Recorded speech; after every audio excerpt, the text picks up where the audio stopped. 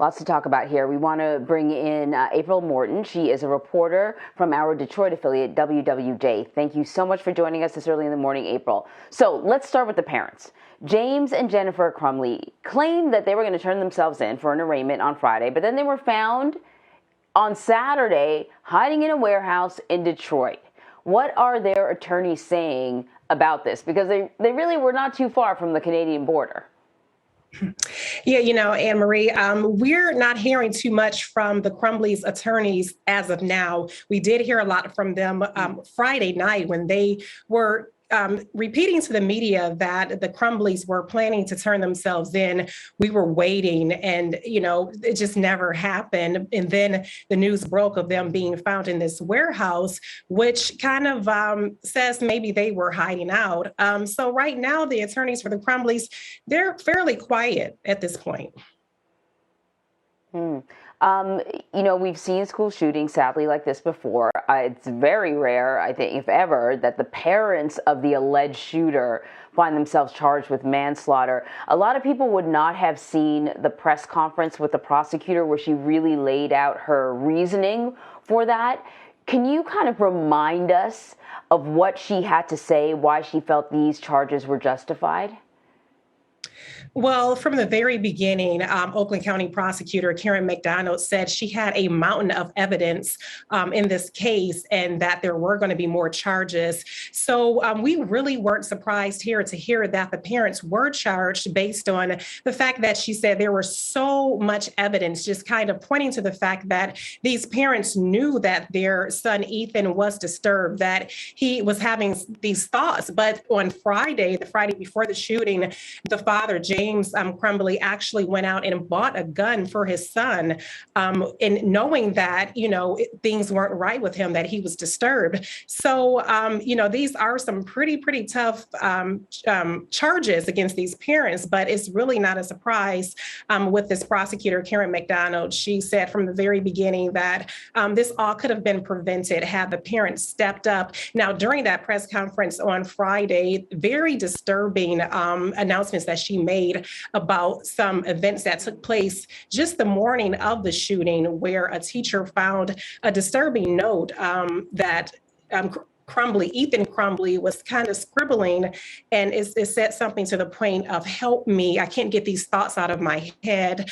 And there were drawings of bullets and a person being shot and with blood and with smiling emojis at the bottom, which, clearly this teacher was disturbed by this. So she took a picture of it on her cell phone and then called a meeting for the parents and school administrators. That was just the morning of this horrific shooting. And, as we know, he was allowed to go back to class and just a few hours later, allegedly opened fire on his classmates. Yeah, and that was the second incident that sort of got the attention of the school. The first incident was him surfing the internet on his phone, looking up ammunition. And at least according to the prosecutor, his mom basically texted him, "I'm not that mad at you, just don't get caught." So there are questions about how the school handled this as well, which I'll get to, but I want to talk about where the three suspects are now, because they're all being housed in the same jail, mother, father, and son. Are they able to have any contact with each other? So they are all housed right now at the Oakland County Jail. And from what we're hearing, Ethan doesn't know that his parents are actually there. They're all there in the same facility, but they are separate. And we're also hearing that they're under suicide watch, just based on the circumstances, not that authorities think that they may be suicidal, but they are being monitored very closely, all three Crumbleys. Well, they were pretty distraught when they made their last court appearance. So let us talk about the way the school handled this, though. There are growing questions around the actions that the school took ahead of the shooting. What more can you tell us about the concern and if there are any investigations underway? Because as you point out, a teacher did see that note, was so disturbed by it, that teacher took a photo and, took it to the next level. The parents were called in, but then what happened after that? There was a meeting that took place between the parents, Ethan Crumbley's parents, the school administrators, and they recommended to the parents that Ethan needed to seek counseling. They needed to seek counseling for him within 48 hours.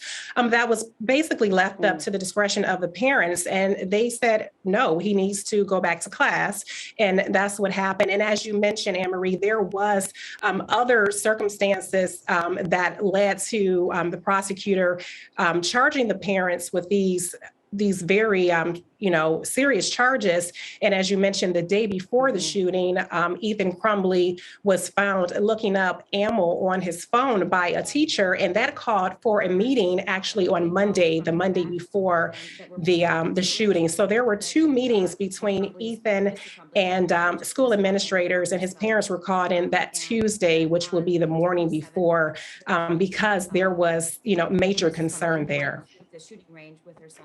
Yeah, and I think a lot of people are asking, why he wasn't removed from the school that day, the day that the parents were called in, the day that the note was discovered, why they didn't just take him right out of school, but they didn't. So now another person is being investigated. This is a man who's accused of helping the Crumbleys hide out in Detroit. We heard from that man's attorney. What more do we know about this person and, the possible charges that this person may be facing? Well, his name is Andrew Sikora, and he's an artist in Detroit. And he has this warehouse where the Crumbleys were found, supposedly hiding out. Now, what his attorney is saying is that he didn't know that the Crumbleys were fugitives, and that he, as a friend, was providing a safe place for them because they had been receiving many death threats. So his attorney says he doesn't really watch the news very often, and that he didn't know. Now, Oakland County sheriffs, they are going to meet with this artist, Andrew Sikora, today. And so I guess we'll know later today exactly if there's going to be any charges against, pending against him. But what we do now know is that he's saying he had no clue that they were wanted. Okay, that's interesting. I mean, normally if a friend says, I need a place to crash, you say, why don't you come to my house? But, maybe the studio was a great place as well. I'm curious to hear the rest of that part of the story. April Morton, thank you so much for joining us this morning. Thank you.